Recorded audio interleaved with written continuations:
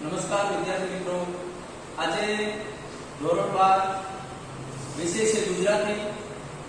ગુજરાતીની અંદર એકમ પાઠ 2 ખીજડીએ ટેકરે. આ એકમ પાઠ આપણે લઈ રહ્યા છે ત્યારે સૌપ્રથમ આપ સૌ મજામાં હશો. આજે આ પાઠ આપણે ઓનલાઈન વિડિયો દ્વારા આપ તરફ જ્યારે પહોંચી રહ્યો છે એ સમય દરમિયાન આ પાઠ પ્રથમ આપણે લઈ રહ્યા છે ત્યારે એના લેખક જે છે એ લેખક વિશે થોડી માહિતી આપણે મેળવશું. ખીજડીએ ટેકરે એકમ પાઠના લેખક છે ચુનીલાલ મડિયા. આ ખીજડીએ ટેકરે એને આપણે ટૂંકી વાર્તા અને નવલિકા પણ આપણે કહીશું. આ પાઠનો શરૂઆત કરતા પહેલા લેખક પરિચય લેવો પણ જરૂરી છે. તો પછી પ્રથમ આપણે લેખક પરિચય જોઈએ તો આપ સૌ વિદ્યાર્થી મિત્રો આ પાઠ લેખન કરતા પહેલા, વાંચન કરતા પહેલા આપણી આ વાર્તાના લેખક ચુનીલાલ કાલિદાસ મડિયાનો જન્મ છે એ 1922 ના રાજકોટ જિલ્લાના ધોરાજી ગામે થયેલો છે. તેમણે સ્નાતક MA સુધીનો અભ્યાસ મુંબઈના સિડનહામ કોલેજમાં કર્યો હતો. ત્યારબાદ તેઓ મુંબઈમાં આવેલી USIS અમેરિકન સમાચાર સંસ્થા ગુજરાતી વિભાગના પત્રકારમાં 12 વર્ષ કામ કર્યું. તેઓ ઈસવીસન 1968 માં તેમનું અવસાન થયેલું છે. ચુનીલાલ મડિયા ગુજરાતી સાહિત્યના એક ઉત્તમ વાર્તાકાર છે. તેમણે નવલકથા, ટૂંકી વાર્તાઓ, નાટક, વિવેચન જેવા અનેક સાહિત્ય રૂપોમાં સાહિત્ય સર્જન કર્યું છે. ધુંધવાતાપુર, શરણાઈના શૂર વગેરે વાર્તા સંગ્રહો, ઈલુડી ધરતીના ભાગ 1-2, સગડા જયસનનો સારો ભાગ 1-2 વગેરે નવલકથાઓ, રામડો રોબિનનો ભૂત, શૂન્ય શેષ વગેરે એકાંકી અને નાટકો અને વાર્તા વિમર્શ, કથાલોક જેવા વિવેચન ગ્રંથોની પણ રચના કરી. ઈસવીસન 1957 ના પોતાને રણજીતરામ સોનચંદ્રક અને નર્મદ સોનચંદ્રક નો પુરસ્કાર પણ તેમને મળેલો છે. વાર્તાકાર ચુનીલાલ મડિયાનો સાહિત્યમાં પર એક અદ્ભુત ફિલ્મ પણ બનેલી જોવા મળે છે. એ અચૂક વિદ્યાર્થી મિત્રો જોયા જેવી છે, મજા આવેલી છે. ઈલુડી ધરતી ભાગ 1 અને ભાગ 2 નવલકથા અને મિર્ચ મસાલા ટૂંકી વાર્તા આ પણ એની સરસ મજાની નવલકથા છે. તો અહીંયા આપણે આ લેખકનો ચુનીલાલ મડિયાનો કવિ પરિચય મેળવ્યો. હવે આપણે આજનો જે પાઠ મુખ્ય ટાઇટલ છે ખીજડીએ ટેકરે, એના વિશે આપણે આગળ ટૂંકી માહિતી પહેલા લઈ લઈએ અને એના વિશે આપણે થોડીક માહિતી લેતા આગળ વધીએ.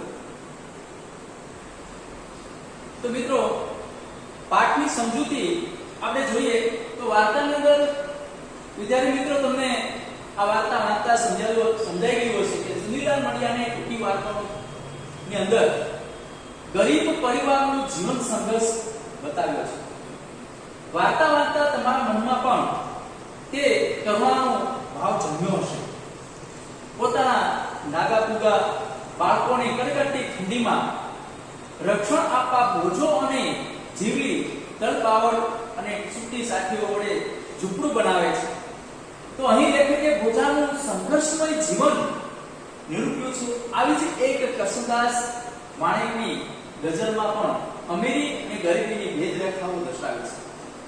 જે ગરીબોના કુવામાં તેલ ટીપુએ દોહ્યું ને શ્રીમંતોની કબર પર ભીના દેવા થાય છે.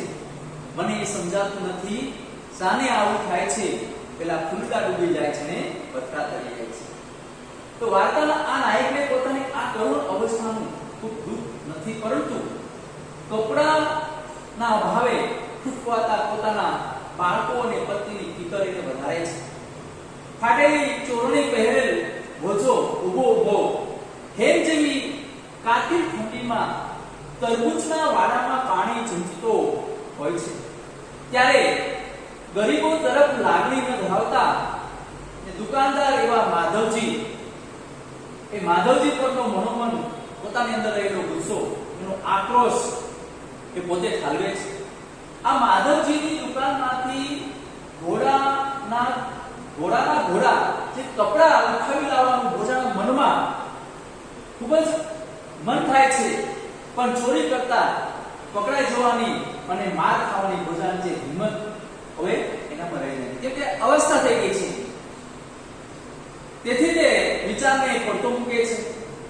પરંતુ એવા જ સમયે એવી ઘટના બને છે કે પોસ્ટમાસ્ટરને ત્યાં એક પુત્ર જન્મે છે, પણ પુત્ર જન્મતા જ એનું મૃત્યુ થયેલું છે, એટલે કે મરેલો ઉતરે છે. ત્યારે પોસ્ટમાસ્ટર પોતાના મૃત બાળકને ઊંચામાં ઊંચી જાતના કાપડમાં વીંટળાઈને ખીચડીએ ટેકરે કે જ્યાં બાળકો, મૃત પામેલ બાળકોને કાઢવામાં આવે છે, ખીચડીએ ટેકરે એને દફનાવે છે. ત્યારે ભોજો આ તકનો લાભ લઈ અને મૃત બાળકને વીંટળાયેલું કપડું એ લેવા માટે એક ટેકરે ચડી જાય છે.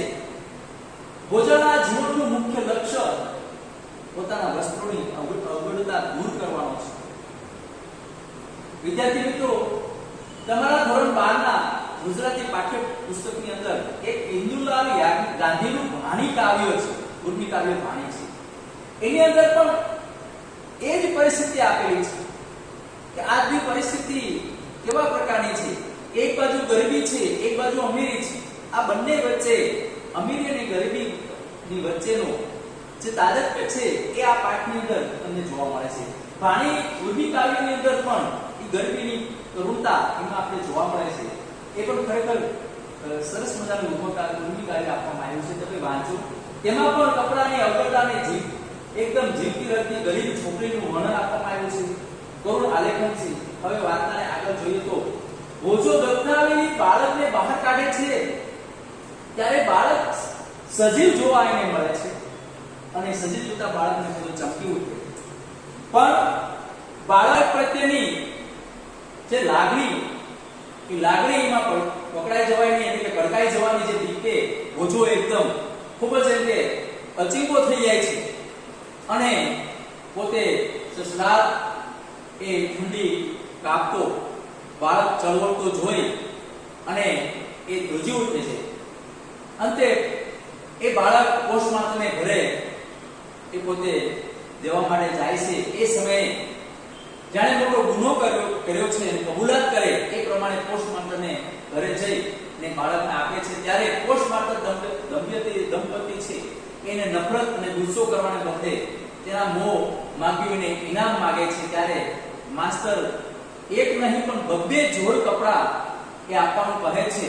આમ લેખકે વાર્તાની દુર્વિધતાઓને ધરાવતા ગરીબી એવા ભોજા અને માનવતાના સદગુણો જે કહે છે એ સદગુણોને સરસ મજાનું આ પાઠની અંદર આલેખવામાં આવ્યું છે. એટલે પાઠની અંદર 2 વસ્તુ ખાસ જોવા મળે છે. એક તો ગરીબી ને અમીરી.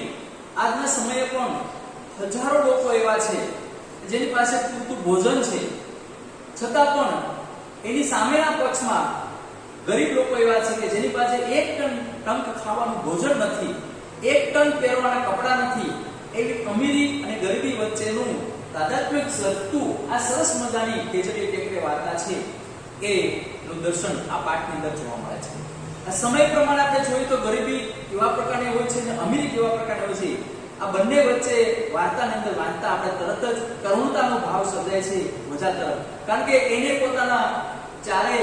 પોતાના ઘર પરિવાર, એના પુત્ર, એની પત્ની અને પત્ની પાસે ઓઢવાનું એક કપડું પણ નથી, પોતાની પાસે પણ એક કપડું નથી. ફાટેલા તૂટેલા કપડા પહેરેલા છે, થીગડા પર થીગડા મારેલા કપડા પહેરેલા છે. જ્યારે બીજી બાજુ પોસ્ટમાસ્ટર અમીર છે, પોતાનો એકને એક પુત્ર છે મૃત્યુ પામે છે. મૃત્યુ પામેલા પુત્રને જ્યારે ખીચડી ટેકરે દાટવા માટે જે જાય છે ને, ત્યારે ખૂબ જ સરસ મજાનું એમ કહે છે કે ઊંચી જાતનું કપડું એમ કહે છે એ લઈ એને વીંટળી અને એ ખીચડી ટેકરે જતો હોય છે. સમય દરમિયાન ભોજો છે, ભોજાને અનેક વિચારો આવે છે, કેમ કે માસ મહિનાની કડકડતી ઠંડીની અંદર આ હિરણ નદીની આજુબાજુની જે ઘટના છે સૌરાષ્ટ્ર પ્રદેશની અને સૌરાષ્ટ્ર કાઠિયાવાડની અંદર ચુંદલાલ મઢીએ સરસ મજાની આ કથાનું વર્ણન કર્યું છે. એ કથાના પટની અંદર, હિરણના પટની અંદર જે એક કે નદીના કાંઠાની વિસ્તારની અંદર ભોજો છે અને એને પોતાની પત્ની જીવલી છે અને પોતાના બાળકો એ એમ કે છે કે વાડો કરે છે અને વાડાની અંદર રીંગણા છોલે એ શાકભાજી ઉગાડે છે અને પોષ માસનો સમય છે અને એ સમય દરમિયાન ઠંડીનો એકદમ સસલાટ વહેતો વાયરો અને એ સમય દરમિયાનની ઘટના એક બાજુ છે અને એની પાસે પહેરવાના એક જોડ કપડા નથી ને એ બીજી જ બાજુ આ રીતના એક ઘટના બીજી બને છે કે અમીર જેને આપણે કહીએ છીએ પોસ્ટમાસ્ટરના ઘરમાં ઘણા વર્ષો પછી એક પુત્રનો જન્મ થાય છે અને પુત્રનો જન્મ થતાં જ એનું મૃત્યુ થાય છે અને એને જે કપડું વીંટવામાં આવે છે અને એ લઈને ખીચડી ટેકરે જાય છે ત્યારે એક કપડા માટે, એક ટન કપડા માટે પણ ખાવાના થાપા જે થાય છે એ માટે અનેક વિચારો બોજાની અંદર આવે છે અને કપડું જે બાળક ઢાંકવા માટે લઈ જાય છે ત્યાં પોતે લેવા માટેની કોશિશ કરે છે અને એ છેલ્લે જે સુખદ અંત આવે છે આખું વાર્તાનું અને સુખદ અંત છેલ્લે આપણે જોયું કે પોસ્ટમાસ્ટર પોતે છે એ એના સર્વ ગુનાઓ માફ કરે છે અને એને જે કપડા જોઈએ એ લેવા માટે પણ એને ઇનામ આપે છે. તો અહીંયા અમીરી અને ગરીબી વચ્ચેનો જે સમન્વય છે એ આ પાઠની અંદર આપણે આ જોવા મળે છે. ખૂબ જ સરસ મજાની આ નવલિકા આપવામાં આવી છે. વિદ્યાર્થી મિત્રો, હવે આપણે એનું વાંચન કરતા જવાનું છે અને પાઠ બરોબર સમજતા જવાનું છે. ઓકે, તો હવે આપણે પાઠનું વાંચન કરવા જઈ રહ્યા છે ત્યારે એ પહેલા આપેલા સામે શબ્દો છે એના વિશે થોડી માહિતી લેવી. અહીંયાથી શબ્દો આપવામાં આવ્યા છે એ પાઠની અંદર આવતા 18 શબ્દો એ પરીક્ષાની અંદર પર્યાયી શબ્દની અંદર પૂછાય છે અને એ જોડકાની સાથે પણ જોડવાના શબ્દો પણ પૂછાય છે. એટલે એ શબ્દો પણ આની સાથે સાથે જેમ પાઠ ચાલુ રહેશે એની સાથે સાથે શબ્દો પણ આપણે જોતા જઈશું. તો આપણે પાઠની શરૂઆત કરીએ એ પહેલા આપણે અગાઉના અંદર જોયું, આપણે પાઠની અંદર જોયું પ્રમાણે તો મિત્રો ખીચડી ટેકરીની વાત આપણે કરતા હતા અને એની અંદર આમાં આવેલા જે પાત્રો છે પાત્રો વિશે પણ તમને મેં વાત કરી હતી. પાત્ર મુખ્ય ભોજો, ભોજાની પત્ની છે જીવી, એના 4 બાળકો, માધવજી કાપડ જો વેપારી છે અને પોસ્ટમાસ્ટર ની દંપતી. એટલા પાત્રો છે એનો આખો આ પાઠની અંદર સમજાય છે. તો પાઠની શરૂઆત કરીએ પહેલા અહીંયા અઘરા શબ્દો છે. વગરો છે તો વગરો શબ્દ એટલે વિરામ પ્રદેશ જેને કહેવામાં આવે છે વગરો શબ્દ કહેવામાં આવે છે. સાઠી કપાસ કે એરંડાનું સૂકું એક લાકડું એને સાઠી કહેવામાં આવે છે. આની અંદર આવેલા જે શબ્દો છે ઘાસનું ઝૂંપડું અને એને આપણે કૂબો તરીકે ઓળખીએ છીએ, જેને ઘુમ્મટ આકાર આપવામાં આવ્યો છે. ઘાસનું ઝૂંપડું એટલે કૂબો. વાયરો એટલે પવન, વાય. ડીલ શબ્દ એક આપવામાં આવ્યો છે. ડીલ એટલે કે શરીર. ટોયામણ, જેને આપણે ટોયામણ શબ્દ અહીં આપવામાં આવ્યો છે. ટોયામણ એટલે કે છોડને પાણી સિંચવું એ. કડિયું, ચોરણી જેને કહીએ છીએ કાઠિયાવાડી ભાષાની અંદર કે જેમાં જુદા જુદા રંગ આપીને કાપડ બનાવવામાં આવે છે. શરીરની ઉપર પહેરવેશ દેવામાં આવે છે. એ શરીર પરનું અમુક ગ્રામ્ય વિસ્તારમાં એ પ્રસિદ્ધ છે. એ વસ્ત્ર છે એને કેડિયું તરીકે આપણે ઓળખીએ છીએ. થેપાળું એ સારી જાતનું એમ કે છે એક ધોતિયું કે છે એને થેપાળા તરીકે આપણે ઓળખીએ છીએ. હવે પાઠની શરૂઆત કરીએ તો આખો વિસ્તારથી છે કે કાઠિયાવાડી ભાષાની અંદર હિરણનો કાંઠો છે ને હિરણના કાંઠાની આજુબાજુ વણાવેલી આ વાર્તા છે નવલિકા, એનો આપણે વાંચન શરૂઆત કરીએ તો હિરણના હેઠવાસના પટમાં ખીજડીયા ટેકરાની નજીક ભોજા કાળુએ દર વર્ષના રાબેતા મુજબ તરબૂચનો વાડો ઉભો કર્યો. આડે દિવસે તો ભોજાનું કુટુંબ નદીમાં ખુલ્લા પટમાં પડ્યું રહેતું, પણ ઓણ શિયાળે રીંગણી પાડી નાખે અને ગોળાના પાણી થીજી દે એવી ટાઢ પડવા માંડી ત્યારે ભોજો ગીરની અંદર જઈને 3 વાર તળબાવળો કાપી આપ્યો અને જીવલીએ વગરો ફરી ફરીને સૂકી સાખીઓની વારીઓ ભેગી કરી. 4 દિવસમાં તો ધણી ધણિયાને મળીને 4 છોકરા